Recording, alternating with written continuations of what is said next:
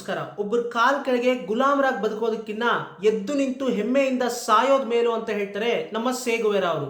S, ನಮ್ಮ ಸೇಗುವೆರ ಅವರ ಜೀವನದ ಕಥೆಯನ್ನ ಇದೇ ಯೂಟ್ಯೂಬ್ ಚಾನಲ್ನಲ್ಲಿ ಈಗ ಆಲ್ರೆಡಿ ನಾನು 7 ಸಂಚಿಕೆಗಳನ್ನು ಅಪ್ಲೋಡ್ ಮಾಡಿದ್ದೀನಿ. ಒಂದು ವೇಳೆ ನೀವು ಆ 7 ಸಂಚಿಕೆಗಳನ್ನು ನೋಡಿಲ್ಲ ಅಂದರೆ ದಯವಿಟ್ಟು ಆ 7 ಸಂಚಿಕೆಗಳ ಪ್ಲೇಲಿಸ್ಟ್ ಲಿಂಕನ್ನು ಇದೇ ವಿಡಿಯೋ ಡಿಸ್ಕ್ರಿಪ್ಷನಲ್ಲಿ ಕೊಟ್ಟಿದ್ದೀನಿ. ದಯವಿಟ್ಟು ಅದನ್ನು ನೋಡಿ ನಂತರ ಈ 8ನೇ ಸಂಚಿಕೆ ನೋಡಿ ಸ್ನೇಹಿತರೆ. ಸೊ ಈಗ ನಮ್ಮ ಸೇಗುವೆರ ಅವರ ಜೀವನದ ಕತೆ ಎಲ್ಲಿಗೆ ಬಂದು ನಿಂತಿತ್ತು? ನಮ್ಮ ಸೇಗುವೆರ ಅವರು ಈಗ ಪ್ರೆಸೆಂಟ್ಲಿ ಗೌದಮಾಲ ಅಲ್ಲಿದ್ದಾರೆ. ಸೊ ಈ ಗೌದಮಾಲ ಕೂಡ ಲ್ಯಾಟಿನ್ ಅಮೆರಿಕನ್ ಸ್ಟೇಟ್ಸ್ ಒಳಗಡೆ ಬರ್ತಕ್ಕಂತಹ ಒಂದು ಊರು. ಸೊ ಈ ಗೌದಮಾಲ ಸ್ಟೇಟ್ನಲ್ಲಿ ನಮ್ಮ ಸೇಗುವೆರ ಅವರು ಈಗ ಉಳ್ಕೊಂಡಿದ್ದಾರೆ. ಅಂದರೆ ಈಗ ನಮ್ಮ ಸೇಗುವೆರ ಅವರು ಒಂದು ದೊಡ್ಡ ಪ್ರಯಾಣದಲ್ಲಿ ಇನ್ನೂ ಆ ಪ್ರಯಾಣವನ್ನು ಮುಗಿಸಿಲ್ಲ. ಅಂದರೆ ಅವರು ದೊಡ್ಡ ಪ್ರಯಾಣವನ್ನು ಮತ್ತೆ ಮಾಡಬೇಕು ಅಂತ ಅವರು ಪ್ರೀತಿಸ್ತಾ ಇದ್ದಂತಹ ಹುಡುಗಿ ಸಿಚ್ಚಿನ ಅವ್ರ ಹತ್ರ ಹೇಳಿ ಅವರು ಪ್ರಯಾಣವನ್ನು ಶುರು ಮಾಡಿದ್ದಾರೆ. ಈಗ ಆ ಪ್ರಯಾಣ ಇನ್ನೂ ವರ್ಕ್ ಇನ್ ಪ್ರೋಗ್ರೆಸ್, ಅಂದರೆ ಇನ್ನೂ ಪ್ರೋಗ್ರೆಸ್ ಅಲ್ಲಿದೆ, ಇನ್ನೂ ಕಂಪ್ಲೀಟ್ ಮಾಡಿಲ್ಲ ಆ ಪ್ರಯಾಣ. ಸೊ ಹಾಗಾಗಿ ಈಗ ಪ್ರೆಸೆಂಟ್ಲಿ ಅವರು ಗೌದಮಾಲ ಅನ್ನೋ ಒಂದು ಊರಿನಲ್ಲಿದ್ದಾರೆ, ಆ ಒಂದು ಲೊಕೇಶನ್ ಅಲ್ಲಿದ್ದಾರೆ. ಸೊ ಆ ಗೌದಮಾಲದಲ್ಲಿರ್ತಕ್ಕಂತಹ ಪ್ರಜೆಗಳ ಮೇಲೆ ತುಂಬಾನೇ ಆಸಕ್ತಿ ಮೂಡುತ್ತೆ. ನಮ್ಮ ಸೇಗುವೆರ ಅವ್ರಿಗೆ ತುಂಬಾನೇ ಕುತೂಹಲ ಆಗುತ್ತೆ, ತುಂಬಾನೇ ಹೆಮ್ಮೆ ಅನಿಸುತ್ತೆ. ಯಾಕೆ ಅಂತಂದ್ರೆ ಗೌದಮಾಲಲ್ಲಿರ್ತಕ್ಕಂತಹ ಪ್ರಜೆಗಳು ಅಲ್ಲಿ ಮಿಲಿಟ್ರಿ ಅಂದರೆ ಈ ಅಧಿಕಾರ, ಅಂದರೆ ಈಗ ಅಮೇರಿಕನ್ನರು ಏನು ಇಂಡೈರೆಕ್ಟ್ ಆಗಿ ಮಿಲಿಟರಿ ಅವ್ರನ್ನ ಬಿಟ್ಟು ಅಲ್ಲಿರ್ತಕ್ಕಂತಹ ಪ್ರಜೆಗಳನ್ನೆಲ್ಲ ಗುಲಾಮರನ್ನಾಗಿ ಟ್ರೀಟ್ ಮಾಡ್ತಾ ಇರ್ತಾರಲ್ವಾ, ಯುನೈಟೆಡ್ ಫ್ರೂಟ್ ಕಂಪನಿ ಅನ್ನೋ ಒಂದು ಸಂಸ್ಥೆಯ ಮುಖಾಂತರ, ಮತ್ತೆ ಅಲ್ಲಿರ್ತಕ್ಕಂತಹ ಮಿನಿಸ್ಟರ್ನ ಅವ್ರ ಕೈ ಕೆಳಗೆ ಅಂದರೆ ಅವ್ರ ಕೈ ಕೆಳಗೆ ಹಾಕ್ಕೊಂಡು, ಅಂದರೆ ಅವರು ಅಲ್ಲಿರ್ತಕ್ಕಂತಹ ಮಿನಿಸ್ಟರ್ನ ಅವರ ಕೈ ಗೊಂಬೆಗಳನ್ನಾಗಿ ಅವರು ಬಳಸ್ಕೊಂಡು ಏನು ಮಾಡ್ತಾ ಇರ್ತಾರೆ, ಇದಕ್ಕೆ ವಿರುದ್ಧವಾಗಿ ಗೌದಮಾಲ ಪ್ರಜೆಗಳು ಹೋರಾಟ ಮಾಡ್ತಾ ಇರ್ತಾರೆ. ಅಂದರೆ ಕೆಲವು ಗುಂಪುಗಳು ಅಲ್ಲಿ ಫಾರ್ಮ್ ಆಗಿರುತ್ತೆ, ಆ ಕೆಲವು ಗುಂಪುಗಳು ಹೋರಾಟ ಮಾಡೋದಕ್ಕೆ ಶುರು ಮಾಡಿರುತ್ತೆ. ಸೊ ಅದನ್ನೆಲ್ಲ ನೋಡಿ ತುಂಬಾನೇ ಉತ್ಸಾಹ ಬರುತ್ತೆ ನಮ್ಮ ಸೇಗುವೆರ ಅವ್ರಿಗೆ. ಅಂದರೆ ಇದುವರೆಗೂ ಅವ್ರು ವಿಸಿಟ್ ಮಾಡಿದಂತಹ ಲ್ಯಾಟಿನ್ ಅಮೆರಿಕನ್ ಸ್ಟೇಟ್ಸ್ನಲ್ಲೇ ಗೌದಮಾಲಲ್ಲಿರ್ತಕ್ಕಂತಹ ಪ್ರಜೆಗಳು ಸ್ವಲ್ಪ ವ್ಯತ್ಯಾಸವಾಗಿ ಇವರು ಇದಕ್ಕೆ ರೆಸ್ಪಾಂಡ್ ಮಾಡ್ತಾ ಇದ್ದಾರೆ. ಅಂದರೆ ಎಲ್ಲ ಪ್ರಜೆಗಳು, ಅಂದರೆ ಬೇರೆ ಸ್ಟೇಟ್ಸ್, ಲ್ಯಾಟಿನ್ ಅಮೆರಿಕನ್ ಸ್ಟೇಟ್ಸ್ನಲ್ಲಿ ಬೇರೆ ಸ್ಟೇಟ್ಸ್ನಲ್ಲಿ ಇರ್ತಕ್ಕಂತಹ ಪ್ರಜೆಗಳು ಈ ಮಟ್ಟಕ್ಕೆ ಹೋರಾಟ ಯಾವುದು ಮಾಡ್ತಾ ಇರಲಿಲ್ಲ. ಎಲ್ಲರೂ ಕೂಡ ತುಂಬಾನೇ ಡಲ್ ಆಗಿದ್ರು. ಅಂದರೆ ಎಲ್ಲ ಸ್ಟೇಟ್ಸ್ ಕೂಡ ತುಂಬಾನೇ ಡಲ್ ಆಗಿತ್ತು. ಆದರೆ ಈ ಒಂದು ಪರ್ಟಿಕ್ಯುಲರ್ ಪ್ರದೇಶದಲ್ಲಿ ಇರ್ತಕ್ಕಂತಹ ಪ್ರಜೆಗಳು ಮಾತ್ರ ಈ ರೀತಿ ಮಿಲಿಟರಿಗೆ ವಿರುದ್ಧ ಮತ್ತೆ ಅಮೆರಿಕನ್ನರ ವಿರುದ್ಧ ಇಂಡೈರೆಕ್ಟ್ ಆಗಿ ಹೋರಾಟ ಮಾಡ್ತಾ ಇದ್ದಾರೆ. ಅಂದರೆ ತುಂಬಾನೇ ಎದೆಗಾರಿಕೆ ಇರ್ತಕ್ಕಂತಹ ಪ್ರಜೆಗಳು ಇವರು ಅಂತ ನಮ್ಮ ಸೇಗುವೆರ ಅವ್ರಿಗೆ ತುಂಬಾನೇ ಹೆಮ್ಮೆ ಅನಿಸುತ್ತೆ. ನಂತರ ನಮ್ಮ ಸೇಗುವೆರ ಅವರು ಇದನ್ನೆಲ್ಲ ವೀಕ್ಷಿಸ್ತಾ ಇರ್ತಾರೆ. ನಂತರ ನಮ್ಮ ಸೇಗುವೆರ ಅವರು ಈಗ ಗೌದಮಾಲಿಂದ ನೆಕ್ಸ್ಟ್ ಮೆಕ್ಸಿಕೋಗೆ ಹೋಗಬೇಕು ಅನ್ನೋ ಒಂದು ಪ್ಲಾನ್ ಇರುತ್ತೆ. ಆದರೆ ಮೆಕ್ಸಿಕೋಗೆ ಹೋಗಬೇಕು ಅಂದರೆ ಗೌದಮಾಲಿಂದ ಮೆಕ್ಸಿಕೋಗೆ ಹೋಗೋದಕ್ಕೆ ಒಂದಷ್ಟು ಲೀಗಲ್ ರೆಸ್ಟ್ರಿಕ್ಷನ್ಸ್ ಇರುತ್ತೆ. ಅಂದರೆ ಸೊ ಆ ಲೀಗಲ್ ರೆಸ್ಟ್ರಿಕ್ಷನ್ಸ್ನೆಲ್ಲ ಮೀರಿ ಅವರು ಮೆಕ್ಸಿಕೋಗೆ ಹೋಗಬೇಕು ಅಂದರೆ ಸ್ವಲ್ಪ ದಿನಗಳು ಅವರು ಅಲ್ಲೇ ಉಳ್ಕೋಬೇಕಾಗುತ್ತೆ.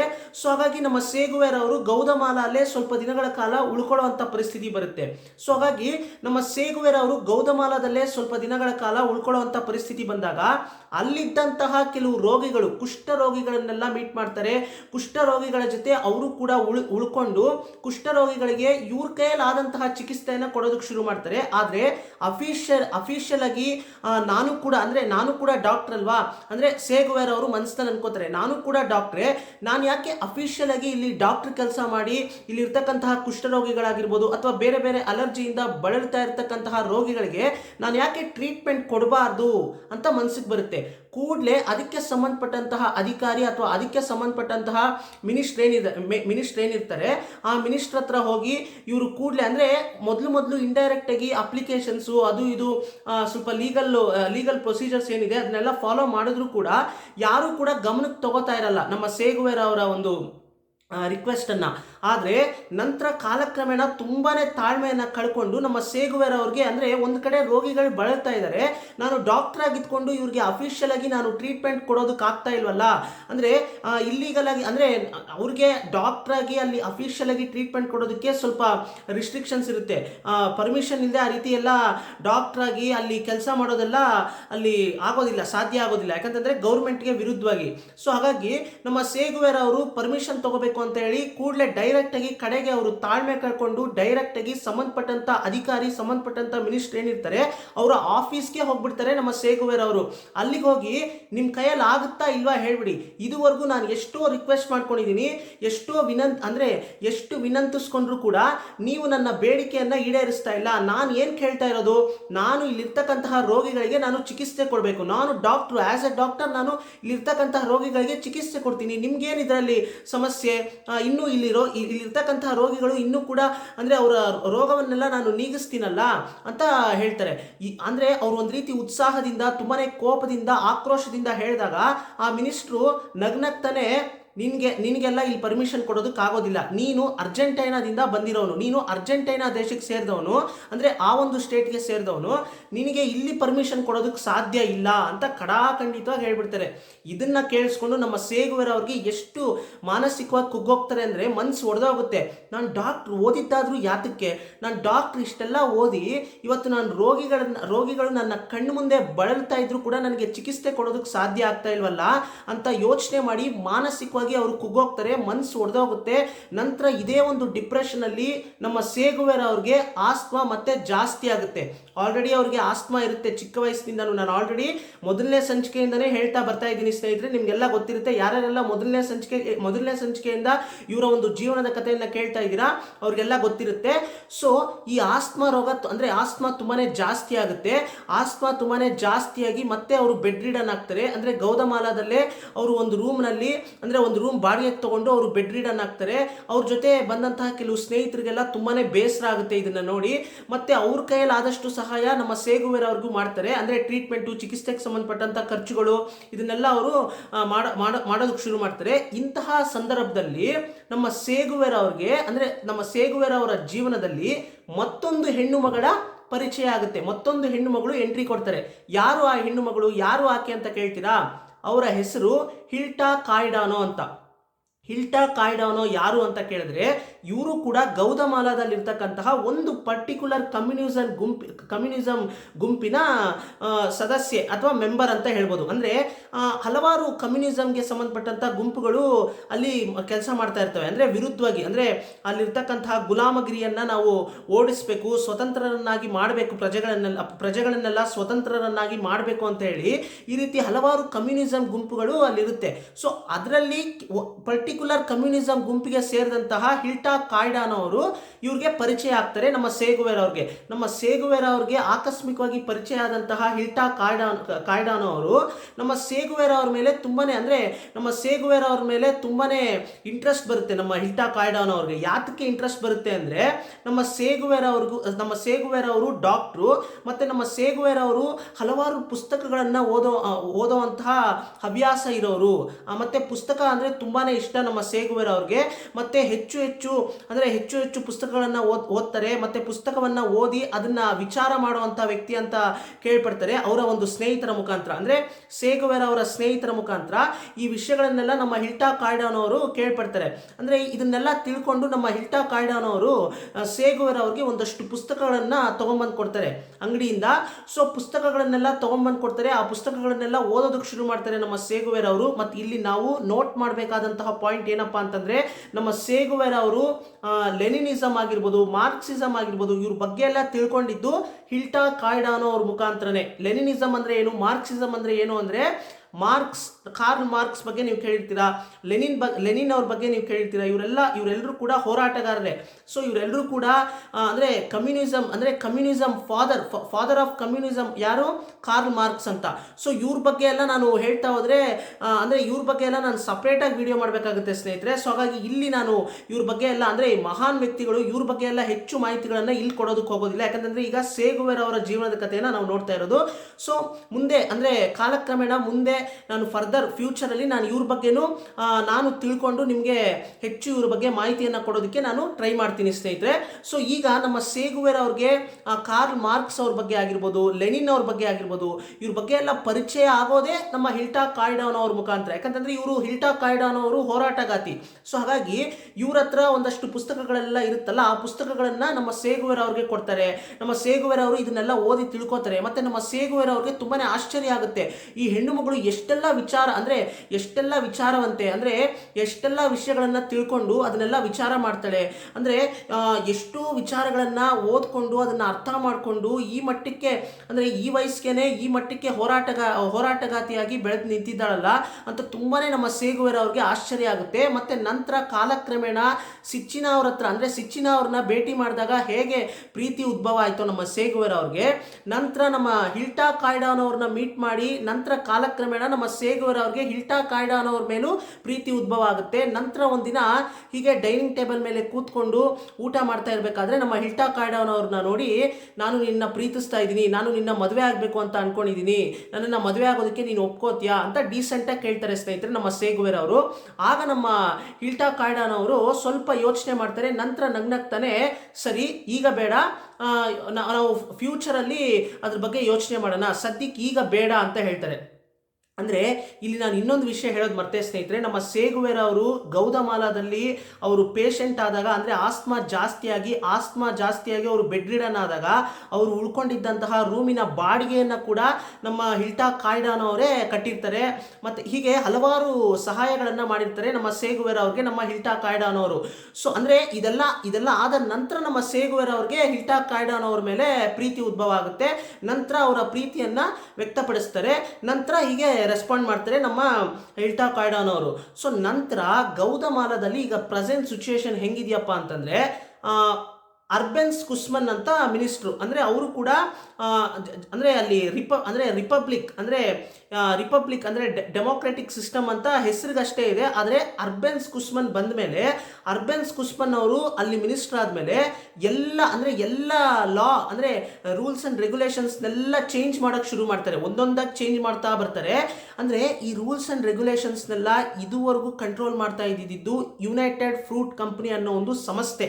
ಅಂದರೆ ಇದೊಂದು ಕಂಪನಿ, ಅಂದರೆ ಇದು ಹೆಸರಿಗಷ್ಟೇ ಕಂಪನಿ, ಅಂದರೆ ಇದು ಹೆಸರಿಗಷ್ಟೇ ಅಲ್ಲಿರ್ತಕ್ಕಂತಹ ಕಬ್ಬುಗಳನ್ನೆಲ್ಲ, ಅಂದರೆ ಕಬ್ಬುಗಳನ್ನೆಲ್ಲ ಇವರು, ಅಂದರೆ ಅಲ್ಲಿರ್ತಕ್ಕಂತಹ ಕಬ್ಬುಗಳನ್ನೆಲ್ಲ ಇವರು ಕಬ್ಬನ್ನ ಬೆಳೆಯೋದು, ಕಬ್ಬನ್ನ ಸಕ್ಕರೆಯಾಗಿ ಕನ್ವರ್ಟ್ ಮಾಡೋದು, ಅದನ್ನೆಲ್ಲ ಮತ್ತೆ ಎಕ್ಸ್ಪೋರ್ಟ್ ಮಾಡೋದು, ಇದೆಲ್ಲ ಹೆಸರಿಗಷ್ಟೇ ಇವರು ಮಾಡೋದು ಬಿಸ್ನೆಸ್ಸು. ಆದರೆ ಎಲ್ಲರೂ, ಅಂದರೆ ಈ ಒಂದು ಕಂಪ್ನಿ ಏನಿದೆ ಹೆಸರಿಗಷ್ಟೇ ಬಿಸ್ನೆಸ್ ಮಾಡುವಂಥ ಕಂಪ್ನಿ, ಆದರೆ ಈ ಕಂಪ್ನಿ ಇಡೀ ಗೌದಮಾಲಾ ಅಲ್ಲ, ಇಡೀ ಲ್ಯಾಟಿನ್ ಅಮೆರಿಕನ್ ಸ್ಟೇಟ್ಸ್ನೇ ಇದು ಇಂಡೈರೆಕ್ಟಾಗಿ ಕಂಟ್ರೋಲ್ ಅಂದರೆ ಡೈರೆಕ್ಟಾಗಿ ಕಂಟ್ರೋಲ್ ಮಾಡ್ತಾ ಇರುತ್ತೆ. ಯಾರ ಮೂಲಕ ಕಂಟ್ರೋಲ್ ಮಾಡ್ತಾ ಇರುತ್ತೆ? ಅಮೇರಿಕನ್ನರು ಈ ಕಂಪ್ನಿಯನ್ನು ರೆಪ್ರೆಸೆಂಟೇಟಿವ್ ಆಗಿ ಇಟ್ಕೊಂಡಿರ್ತಾರೆ. ಅಂದರೆ ಅಮೇರಿಕನ್ನರು ಇಂಡೈರೆಕ್ಟಾಗಿ ಈ ಕಂಪ್ನಿಯ ಮುಖಾಂತರ ಲ್ಯಾಟಿನ್ ಅಮೆರಿಕನ್ ಸ್ಟೇಟ್ಸ್ನ ಕಂಟ್ರೋಲ್ ಮಾಡಬೇಕು ಅಂತ ಆ ಒಂದು ಉದ್ದೇಶದಿಂದ ಈ ಕಂಪ್ನಿಯನ್ನು ಸ್ಥಾಪಿಸಿರ್ತಾರೆ ಲ್ಯಾಟಿನ್ ಅಮೆರಿಕನ್ ಸ್ಟೇಟ್ಸ್ನಲ್ಲಿ, ಎಲ್ಲ ಸ್ಟೇಟ್ಸಲ್ಲೂ. ಸೊ ಹೀಗಿರಬೇಕಾದ್ರೆ ಇದಕ್ಕೆ ವಿರುದ್ಧವಾಗಿ ಕೆಲವು ರೂಲ್ಸ್ ಆ್ಯಂಡ್ ರೆಗ್ಯುಲೇಷನ್ಸ್ನ ನಮ್ಮ ಅರ್ಬೆನ್ಸ್ ಕುಸ್ಮನ್ ಅವರು ಯಾವಾಗ ಮಿನಿಸ್ಟರ್ ಆಗ್ತಾರೋ, ಸೊ ಅವರು ಇದಕ್ಕೆ ವಿರುದ್ಧವಾಗಿ ಕೆಲವು ರೂಲ್ಸ್ ಆ್ಯಂಡ್ ರೆಗ್ಯುಲೇಷನ್ಸ್ನೆಲ್ಲ ತರ್ತಾರೆ. ಏನೇನು ರೂಲ್ಸ್ನ ತರ್ತಾರೆ ಅಂದರೆ, ಮುಖ್ಯವಾಗಿ ಉದಾಹರಣೆ ಕೊಡಬೇಕಂದ್ರೆ, ಕೆಲಸಗಾರರಿಗೆ ಅವರು ಹೆಚ್ಚು ಸಂಬಳವನ್ನು ಕೇಳುವಂಥ ಅಧಿಕಾರ ಇದೆ ಅವರಿಗೆ ಅನ್ನೋ ಒಂದು ರೂಲ್ಸನ್ನು ತರ್ತಾರೆ. ಅಂದರೆ ಅಲ್ಲಿವರೆಗೂ ಕೆಲಸಗಾರರು ಹೆಚ್ಚು ಸಂಬಳವನ್ನು ಕೇಳುವಾಗಿಲ್ಲ, ಎಷ್ಟು ಕೊಡ್ತೀವೋ ಅಷ್ಟೇ ಸಂಬಳವನ್ನು ನೀವು ತಗೊಂಡೋಗ್ಬೇಕು ಅಂತ ಇರುತ್ತೆ. ಇದೆಲ್ಲವೂ ಕೂಡ ಕುತಂತ್ರ, ಅಮೇರಿಕನ್ನರ ಕುತಂತ್ರ ಮಾಡಿ ಆ ಒಂದು ಕಂಪನಿ, ಯುನೈಟೆಡ್ ಫ್ರೂಟ್ ಕಂಪನಿ ಏನಿದೆ ಆ ಕಂಪನಿಯ ಮುಖಾಂತರ ಇವರು ಈ ರೀತಿ ಕಂಟ್ರೋಲ್ ಮಾಡ್ತಾ ಇರ್ತಾರೆ. ಅಂದರೆ ಅವ್ರು ಹೇಳಿದ್ದೇ ರೂಲ್ಸ್ ಆ್ಯಂಡ್ ರೆಗ್ಯುಲೇಷನ್ಸ್, ಅವ್ರು ಹೇಳಿದ್ದೇ ಲಾ, ಅವ್ರು ಹೇಳಿದ್ದೇ ನ್ಯಾಯ, ಎಲ್ಲ ಅವ್ರದ್ದೇ ಕಂಟ್ರೋಲ್ ಇರುತ್ತೆ. ಸೊ ಇದಕ್ಕೆಲ್ಲ ವಿರುದ್ಧವಾಗಿ ಕೆಲವು ರೂಲ್ಸ್ ಆ್ಯಂಡ್ ರೆಗ್ಯುಲೇಷನ್ಸ್ನ ತೊಗೊಂಡ್ಬರ್ತಾರೆ ನಮ್ಮ ಅರ್ಬೆನ್ಸ್ ಕುಸ್ಮನ್ ಅವರು. ನಂತರ ಕೆಲವು ನೆಲಕ್ಕೆ ಸಂಬಂಧಪಟ್ಟಂಥ ಕೆಲವು ರೂಲ್ಸ್ ಆ್ಯಂಡ್ ರೆಗ್ಯುಲೇಷನ್ಸ್ನ ಚೇಂಜ್ ಮಾಡ್ತಾರೆ ನಮ್ಮ ಅರ್ಬೆನ್ಸ್ ಕುಸ್ಮನ್ ಅವರು. ಏನಂದರೆ ನೆಲದಲ್ಲಿ, ಅಂದರೆ ಭೂಮಿಯಲ್ಲಿ ಕೆಲಸ ಮಾಡ್ತಾ ಇರ್ತಕ್ಕಂತಹ ರೈತ ಕೆಲಸ ಮಾಡ್ತಾನೆ, ಆದರೆ ಓನರ್, ಅಂದರೆ ಆ ಒಂದು ನೆಲಕ್ಕೆ ಸಂಬಂಧಪಟ್ಟಂಥ ಓನರ್ ಏನಿರ್ತಾನೆ ಅವನು ಮಾತ್ರ ತುಂಬ ಕಮ್ಮಿ ವೇಜಸ್ ಕೊಟ್ಟು, ತುಂಬ ಕಮ್ಮಿ ದಿನಕೂಲಿಯನ್ನು ಕೊಟ್ಕೊಂಡು ಗುಲಾಮರನ್ನಾಗಿ ಟ್ರೀಟ್ ಮಾಡ್ತಾ ಇರ್ತಾರೆ.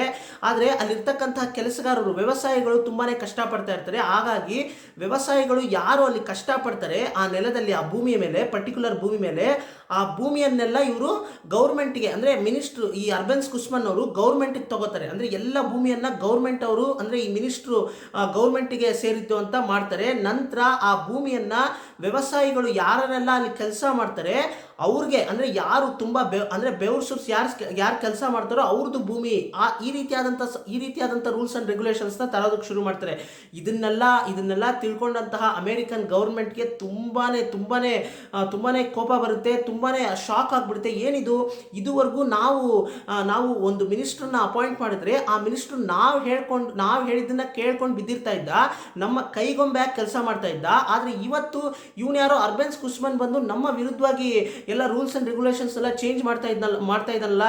ಹೀಗೆ ಬಿಟ್ಟರೆ ಇದನ್ನ ಲ್ಯಾಟಿನ್ ಅಮೆರಿಕನ್ ಸ್ಟೇಟ್ಸು, ಬೇರೆ ಸ್ಟೇಟ್ಸು ಕೂಡ ನಮ್ಮ ವಿರುದ್ಧವಾಗಿ ಕೆಲಸ ಮಾಡೋದಕ್ಕೆ ಶುರು ಮಾಡಿಬಿಡುತ್ತೆ. ಹಾಗೆ ಮಾತ್ರ ಆಗಬಾರ್ದು ಅಂತ ಯೋಚನೆ ಮಾಡಿ ಕೂಡಲೇ ನಮ್ಮ ಅಮೆರಿಕನ್ ಗೌರ್ಮೆಂಟು ಇಂಡೈರೆಕ್ಟಾಗಿ ಅಂದರೆ ಡೈರೆಕ್ಟಾಗಿ CIA ಅನ್ನೋ ಒಂದು ಗುಂಪನ್ನು ಬಿಡ್ತಾರೆ. ಅಂದರೆ CIA ಅನ್ನೋ ಒಂದು ಗುಂಪು ಬಂದು ಯಾವಾಗಲೂ ಕೂಡ ಅಮೇರಿಕನ್ ಗೌರ್ಮೆಂಟಲ್ಲಿ ಇರ್ತಕ್ಕಂತಹ ಕೆಲವು ಅಧಿಕಾರಿಗಳೆಲ್ಲ ಸೇರಿಕೊಂಡು CIA ಅನ್ನೋ ಒಂದು ಗುಂಪನ್ನು ತಯಾರು ಮಾಡಿರೋದು. ಈ ಗುಂಪು ಅಂದರೆ ಈ CIA ಹಿಸ್ಟ್ರಿ ನೋಡಿದ್ರೆ ಅದೇ ಒಂದು ಸಪ್ರೇಟ್ ಹಿಸ್ಟ್ರಿ ಇದೆ ಸ್ನೇಹಿತರೆ. ಅದನ್ನು ನಾನು ಫರ್ದರ್ ವಿಡಿಯೋಸಲ್ಲಿ ನಾನು ನಿಮಗೆ ಎಕ್ಸ್ಪ್ಲೈನ್ ಮಾಡ್ತೀನಿ. ಬಟ್ ಅಂದರೆ ಸಪ್ರೇಟಾಗಿ CIA ಅಂತಲೇ ಒಂದು ವಿಡಿಯೋ ಮಾಡಿ ಅದರಲ್ಲಿ ಎಕ್ಸ್ಪ್ಲೈನ್ ಮಾಡ್ತೀನಿ ಸ್ನೇಹಿತರೆ. ಈ CIA ಅಂದರೆ ಸಿಂಪಲ್ ಆಗಿ ಅರ್ಥ ಮಾಡ್ಕೊಳ್ಳಿ ಸ್ನೇಹಿತರೆ. CIA ಅನ್ನೋ ಒಂದು ಸಣ್ಣ ಗುಂಪು, ಅಂದರೆ ಒಂದು ಗುಂಪು. ಈ ಗುಂಪು ಬಂದು ಒಂದು ರೀತಿ ಸ್ಟಾರ್ಟಿಂಗ್ ಅಲ್ಲಿ ಇದರ ಉದ್ದೇಶ ಯಾತಕ್ಕೋಸ್ಕರ ಶುರು ಮಾಡ್ತಾರಪ್ಪ ಅಂತಂದ್ರೆ ಸ್ಪೈ ಅಂದರೆ ಗೂಢಾಚಾರಿಗಳ ತರ ಕೆಲಸ ಮಾಡೋದು. ಅಂದ್ರೆ ಯಾರಿಗೆ ಗೂಢಾಚಾರಿಗಳು? ಇವರು ಅಮೆರಿಕನ್ ಗೌರ್ಮೆಂಟ್ಗೆ ಇವರು ಗೂಢಾಚಾರಿಗಳು. ಅಂದ್ರೆ ಅಮೆರಿಕನ್ ಗೌರ್ಮೆಂಟ್ ಪರವಾಗಿ ಬೇರೆ ದೇಶಗಳಿಂದ ಏನಾದರೂ ಆಪತ್ತು ಬರುತ್ತಾ ಅಮೆರಿಕನ್ ಗೌರ್ಮೆಂಟ್ಗೆ ಅಂತ ಇವರು ಬೇರೆ ದೇಶಗಳಲ್ಲಿ ಹೋಗಿ ಏನು ನಡೀತಾ ಇದೆ, ಬೇರೆ ದೇಶಗಳಲ್ಲಿ ಏನೇನೆಲ್ಲ ನಡೀತಾ ಇದೆ, ನಮ್ಮ ಅಮೆರಿಕನ್ ದೇಶಕ್ಕೆ ಏನಾದರೂ ಆಪತ್ತು ಬರುತ್ತಾ ಇಲ್ವಾ ಇದೆಲ್ಲ ಚೆಕ್ ಮಾಡ್ತಾ ಏನಾದರೂ ಆಪತ್ತು ಬರೋದಕ್ಕಿಂತ ಮುಂಚೆನೇ ಎಚ್ಚರಿಸುವಂಥ ಕೆಲಸ CIA ಗುಂಪಿನದು. ಆದರೆ ಇದು ಈ ಉದ್ದೇಶಕ್ಕೆ ಶುರುವಾಗಿ ನಂತರ ಇದು ಎಲ್ಲೆಲ್ಲೋ ಹೊರಟೋಗುತ್ತೆ. CIA ಅವರು ಮಾಡಿರ್ತಕ್ಕಂಥ ಕೆಲಸಗಳು ನಾವು ಒಂದೊಂದು ನೋಡ್ತಾ ಹೋದ್ರೆ ಅಂದರೆ ತುಂಬಾನೇ ಅನ್ಯಾಯಗಳು. ಅಂದರೆ ಬೇರೆ ದೇಶಗಳಲ್ಲಿ ಹೋಗಿ ಬೇರೆ ದೇಶಗಳಲ್ಲಿ ಏನೋ ಸಮಸ್ಯೆ ನಡೀತಾ ಇದೆ ಅಲ್ಲಿ ಮೂಗು ತೂರಿಸೋದು ಈ CIA ಗುಂಪು. ಅಮೆರಿಕನ್ ಗೌರ್ಮೆಂಟ್ ಇಂಡೈರೆಕ್ಟಾಗಿ CIA ಗ್ರೂಪ್ ಮುಖಾಂತರ ಮೂಗು ತೂರಿಸಿ ಅಲ್ಲಿರ್ತಕ್ಕಂಥ ಸಮಸ್ಯೆಗಳಲ್ಲಿ ಇವ್ರು ಮೂಗು ತೂರಿಸಿ ಅಂದರೆ ಎಷ್ಟೋ ದೇಶಗಳಲ್ಲಿ ಕಮ್ಯುನಿಸಮ್ ಇದ್ರೆ ಕಮ್ಯುನಿಸಮ್ ಇರಬಾರ್ದು, ಕಮ್ಯುನಿಸಮ್ ಹೇಗಾದರೂ ಮಾಡಿ ಡೆಸ್ಟ್ರಾಯ್ ಮಾಡಬೇಕು ಅಂತ ಹೇಳಿ ಕಮ್ಯುನಿಸಮ್ ಇಟಾಲಿ ಆಗಿರ್ಬೋದು, ಇರಾನ್ ಆಗಿರ್ಬೋದು, ಫಿಲಿಪೈನ್ಸ್ ಆಗಿರ್ಬೋದು, ಇಲ್ಲೆಲ್ಲೂ ಕೂಡ ಕಮ್ಯುನಿಸಮ್ ಇರಬೇಕಾದ್ರೆ ಕಮ್ಯುನಿಸಮ್ನ ಡೆಸ್ಟ್ರಾಯ್ ಮಾಡಿದ್ದೆ CIA ಬಿಟ್ಟು ಅಮೆರಿಕನ್ ಗೌರ್ಮೆಂಟು ಕಮ್ಯುನಿಸಮ್ನ ಡೆಸ್ಟ್ರಾಯ್ ಮಾಡಿಸುತ್ತೆ. ಅಂದರೆ ಇದೆಲ್ಲ ಸಪ್ರೇಟ್ ಹಿಸ್ಟ್ರಿ ಹೋಗುತ್ತೆ ಸ್ನೇಹಿತರೆ. ಅದು ಹಾಗಿರಲಿ. ಈಗ CIA ಬಿಟ್ಟು ಈ ಅರ್ಬೆನ್ಸ್ ಕುಸ್ಮನ್ ಸರ್ಕಾರವನ್ನು ಬೀಳಿಸಬೇಕು. ಸೊ CIA ಅವ್ರು ಏನು ಮಾಡ್ತಾರಪ್ಪ ಅಂತಂದರೆ ಗೌದಮಾಲಾಗ್ ಬಂದು ಅಲ್ಲಿರ್ತಕ್ಕಂಥ ಪ್ರಜೆಗಳನ್ನು ಅಂದರೆ ಮೈಂಡ್ ಗೇಮ್ ಮಾಡ್ತಾರೆ. ಅಂದರೆ ಅಲ್ಲಿರ್ತಕ್ಕಂಥ ಪ್ರಜೆಗಳನ್ನು ಮನಸ್ಸನ್ನು ಚೇಂಜ್ ಮಾಡೋದು, ಅವ್ರ ತಲೆಯಲ್ಲಿ ಅರ್ಬೆನ್ಸ್ ಕುಸ್ಮನ್ ಮಾಡ್ತಾ ಇರೋದೆಲ್ಲ ತಪ್ಪು, ಮತ್ತು ಈ ರೀತಿ ಹಲವಾರು ನೆಗೆಟಿವ್ ಅಂದರೆ ಹಲವಾರು ಕೆಲವು ಸುಳ್ಳು ಪ್ರಚಾರಗಳನ್ನು ಮಾಡಿ ಅಲ್ಲಿರ್ತಕ್ಕಂಥ ಪ್ರಜೆಗಳನ್ನು ತಲೆ ಕೆಡಿಸಿ ಹೇಗಾದರೂ ಮಾಡಿ ಅರ್ಬೆನ್ಸ್ ಕುಸ್ಮನ್ ಸರ್ಕಾರದ ವಿರುದ್ಧವಾಗಿ ಅಲ್ಲಿರ್ತಕ್ಕಂಥ ಪ್ರಜೆಗಳು ಹೋರಾಟ ಮಾಡಬೇಕು. ಅದು ಉದ್ದೇಶ. ಅದಕ್ಕೆ ಏನೇನೆಲ್ಲ ಮಾಡಬೇಕು ಈ CIA ಗುಂಪು ಅಲ್ಲಿಗೆ ಬಂದು ಎಲ್ಲ ಮಾಡೋದಕ್ಕೆ ಶುರು ಮಾಡುತ್ತೆ. ನಂತರ ಕಡೆಗೆ ಅಲ್ಲಿರ್ತಕ್ಕಂಥ ಒಂದಷ್ಟು ಪ್ರಜೆಗಳು ನಮ್ಮ ಮಿನಿಸ್ಟ್ರು ಅರ್ಬೆನ್ಸ್ ಕುಸ್ಮನ್ ಅವರ ಪರವಾಗಿ ಹೋರಾಟ ಮಾಡಿದ್ರು ಕೂಡ ಕಡೆಗೆ ಏನೇ ಆದರೂ ಕೂಡ CIA ಗುಂಪು ಏನಿದೆ ಈ ಗುಂಪು ಇಲ್ಲಿಗೆ ಬಂದು ಗೌದಮಾಲಾಗೆ ಬಂದು ಇಲ್ಲಿರ್ತಕ್ಕಂತಹ ಮಿಲಿಟರಿ ಅವ್ರನ್ನ ಬಳಸ್ಕೊಂಡು ಅವ್ರಿಗೆ ಬೇಕಾದಂತಹ ಆಯುಧಗಳನ್ನು ಕೊಟ್ಟು ಅರ್ಬೆನ್ಸ್ ಕುಸ್ಮನ್ ಸರ್ಕಾರದ ವಿರುದ್ಧವಾಗಿ ಇವರು ಯುದ್ಧ ಮಾಡಿಸೋದಕ್ಕೆ ಶುರು ಮಾಡ್ತಾರೆ. ನಂತರ ಎಷ್ಟು ಅಂದರೆ ಪ್ರಜೆಗಳು ಕೂಡ ಕಡೆಗೆ ಅರ್ಬೆನ್ಸ್ ಕುಸ್ಮನ್ ಅವರ ಪರವಾಗಿ ನಿಂತ್ಕೊಳ್ಳೋದಕ್ಕೆ ಅವರು ಕೂಡ ವಿಫಲವಾಗಿ ಹೋಗ್ತಾರೆ ಸ್ನೇಹಿತರೆ. ಅಂದರೆ ಅವರು ಕೂಡ ಕಡೆಗೆ ಕೈ ಕೊಟ್ಬಿಡ್ತಾರೆ, ಅರ್ಬೆನ್ಸ್ ಕುಸ್ಮನ್ ಅವ್ರಿಗೆ ಕೈ ಕೊಟ್ಬಿಡ್ತಾರೆ. ಆದರೆ ಪ್ರಜೆಗಳು ಯಾಕೆ ಕಡೆಗೆ ಕೈ ಕೊಟ್ಟರು ಅಂದರೆ ಎಷ್ಟೋ ಪ್ರಜೆಗಳಲ್ಲಿ ಕೆಲವು ಕನ್ಫ್ಯೂಷನ್ ಶುರು ಆಗುತ್ತೆ, ಗೊಂದಲವಾದಂಥ ಪರಿಸ್ಥಿತಿ. ಅಂದರೆ ಅರ್ಬೆನ್ಸ್ ಕುಸ್ಮನ್ ಅವ್ರ ಬಗ್ಗೆ ಕೆಲವು ಅಪಪ್ರಚಾರಗಳನ್ನು ಮಾಡಿರ್ತಾರೆ CIA ಅವರು. ನಂತರ ಅರ್ಬೆನ್ಸ್ ಕುಸ್ಮನ್ ಅವರ ಪರವಾಗಿ ನಿಂತ್ಕೊಂಡ್ರೆ ಎಲ್ಲಿ ನಮ್ಮ ಪ್ರಾಣ ಹೋಗ್ಬಿಡುತ್ತೋ ಅಂತ ಒಂದು ಭಯ. ಅಂದರೆ ಅರ್ಬೆನ್ಸ್ ಕುಸ್ಮನ್ ಅವರ ಕೈಯಲ್ಲಿ ಅಂದರೆ ಅವರ ಒಂದು ಗುಂಪಿನವರ ಹತ್ರ ಅಷ್ಟೊಂದು ಆಯುಧಗಳಿರೋದಿಲ್ಲ ಹೋರಾಟ ಮಾಡೋದಕ್ಕೆ. ಸೊ ಹಾಗಾಗಿ ಎಲ್ಲ ಕಾರಣಗಳಿಂದ ಅರ್ಬೆನ್ಸ್ ಕುಸ್ಮನ್ ಅವರ ಸರ್ಕಾರವನ್ನು ಬೀಳಿಸ್ತಾರೆ CIA ಅವರು. ಸೊ ಹೀಗೆ ಅರ್ಬೆನ್ಸ್ ಕುಸ್ಮನ್ ಅವರ ಸರ್ಕಾರವನ್ನ ಬೀಳಿಸ್ತಾರೆ. ನಂತರ ಇದೇ ಒಂದು ಸಂದರ್ಭದಲ್ಲೇ ಹಿಲ್ಟಾ ಕಾಯ್ಡಾನ್ ಅವರು ಅರೆಸ್ಟ್ ಆಗ್ತಾರೆ ಸ್ನೇಹಿತರೆ. ಹಿಲ್ಟಾ ಕಾಯ್ಡಾನ್ ಅವರು ಯಾಕೆ ಅರೆಸ್ಟ್ ಆಗ್ತಾರೆ ಅಂದ್ರೆ ಇವರು ಕಮ್ಯುನಿಸಂ ಗುಂಪಿಗೆ ಸೇರಿದವರಲ್ವಾ. ಸೊ ಹಾಗಾಗಿ ಹಿಲ್ಟಾ ಕಾಯ್ಡಾನ್ ಅವ್ರನ್ನ ಅರೆಸ್ಟ್ ಮಾಡ್ತಾರೆ.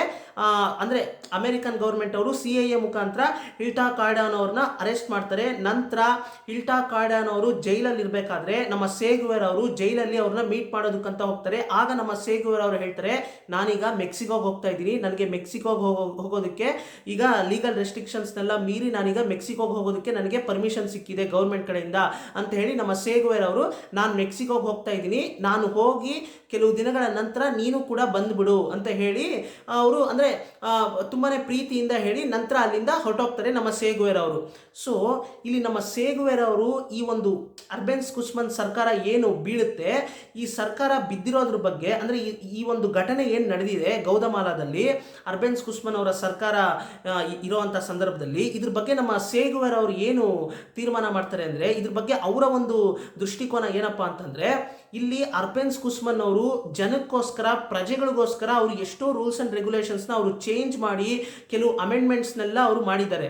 ಆದರೂ ಕೂಡ ಪ್ರಜೆಗಳು ಇವರ ಪರವಾಗಿ ಕಡೆಗೆ ನಿಂತ್ಕೊಳ್ಳೋದಕ್ಕೆ ಸಾಧ್ಯ ಆಗಿಲ್ಲ. ಇದಕ್ಕೇನು ಮುಖ್ಯ ಕಾರಣ?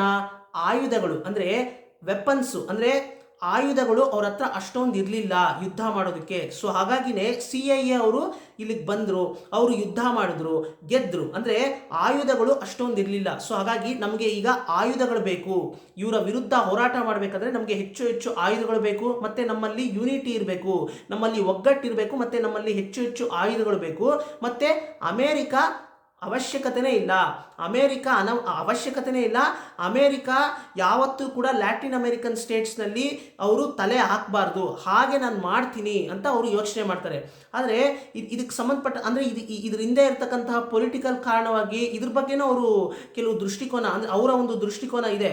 ಅದ್ರ ಬಗ್ಗೆ ಎಲ್ಲ ಹಲವಾರು ಸಂಶೋಧಕರು ಹಲವಾರು ರೀತಿಯಲ್ಲಿ ಅವರು ಕೆಲವೊಂದು ಅಭಿಪ್ರಾಯವನ್ನು ವ್ಯಕ್ತಪಡಿಸ್ತಾರೆ ಸ್ನೇಹಿತರೆ. ಸೊ ಇಲ್ಲಿ ಪರ್ಟಿಕ್ಯುಲರ್ ಆಗಿ ನಮ್ಮ ಸೇಗುವೆರ್ ಅವರು ಅವರ ಒಂದು ದೃಷ್ಟಿಕೋನದ ಪ್ರಕಾರ ಇಲ್ಲಿ ಅರ್ಬೆನ್ಸ್ ಕುಸ್ಮನ್ ಅವರು ಪ್ರಜೆಗಳಿಗೋಸ್ಕರ ನಿಂತ್ಕೊಂಡ್ರು, ಪ್ರಜೆಗಳು ಕೂಡ ಅರ್ಬೆನ್ಸ್ ಕುಸ್ಮನ್ಗೋಸ್ಕರ ಹೋರಾಟ ಮಾಡೋದಕ್ಕಂತ ಬಂದರು. ಆದರೆ ಕಡೆಯ ಗಳಿಗೆಯಲ್ಲಿ ಅವರು ಕೈ ಕೊಡ್ತಾರೆ, ಪ್ರಜೆಗಳು ಅರ್ಬೆನ್ಸ್ ಕುಸ್ಮನ್ ಅವ್ರಿಗೆ ಕಡೆಯ ಗಳಿಗೆಯಲ್ಲಿ ಕೈ ಕೊಡ್ತಾರೆ. ಬಿಕಾಸ್ ನಮ್ಮ ಪ್ರಾಣ ಎಲ್ಲಿ ಹೋಗ್ಬಿಡುತ್ತೋ, ನಮ್ಮ ಹತ್ರ ಕೂಡ ಆಯುಧ ಇಲ್ಲ, ಅರ್ಬೆನ್ಸ್ ಕುಸ್ಮನ್ ಅವ್ರ ಹತ್ರ ಕೂಡ ಹೆಚ್ಚು ಆಯುಧಗಳಿಲ್ಲ. ಸೊ ಅವರು ನಮ್ಮನ್ನ ಕಾಪಾಡೋದಕ್ಕೆ ಸಾಧ್ಯ ಇಲ್ಲ. ಮತ್ತೆ ಕೆಲವು ಪ್ರಜೆಗಳಲ್ಲಿ ಒಂದು ಕನ್ಫ್ಯೂಷನ್ಸ್ ಇರುತ್ತೆ, ಅರ್ಬೆನ್ಸ್ ಕುಸ್ಮನ್ ಅವರು ಒಳ್ಳೆಯವರ ಕೆಟ್ಟವರ ಅಂತ. ಯಾಕಂತಂದ್ರೆ ಅಪಪ್ರಚಾರಗಳನ್ನ ಮಾಡಿರ್ತಾರೆ, ಮತ್ತೆ ಇವರೂರಲ್ಲೇ ಕೆಲವು ಕನ್ಫ್ಯೂಷನ್ಸ್ ಎಲ್ಲ ಇರುತ್ತೆ. ಅಂದ್ರೆ CIA ಅವರು ಆ ರೀತಿ ಮಾಡಿರ್ತಾರೆ. ಸೊ ಹಾಗಾಗಿ ಅಂದ್ರೆ ಕುತಂತ್ರ ಮಾಡಿರ್ತಾರೆ. ಸೊ ಹಾಗಾಗಿ ಈ CIA ಕೆಲಸನೇ ಹೀಗೆ.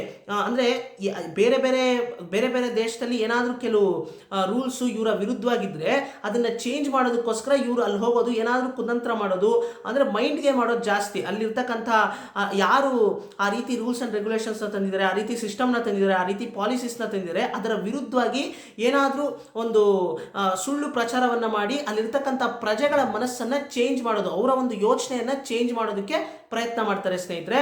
ಆ ರೀತಿ ಮಾಡಿನೇ ಎಷ್ಟೋ ದೇಶದಲ್ಲಿ ಕಮ್ಯುನಿಸಮ್ ಅನ್ನೋದನ್ನೇ ಬೀಳಿಸ್ಬಿಟ್ಟಿದ್ದಾರೆ CIA ಅವರು. ಅಂದರೆ ಅಮೆರಿಕನ್ ಗೌರ್ಮೆಂಟು CIA ಮುಖಾಂತರ ಕಮ್ಯುನಿಸಮ್ನೇ ಬೀಳಿಸ್ಬಿಟ್ಟಿದ್ದಾರೆ.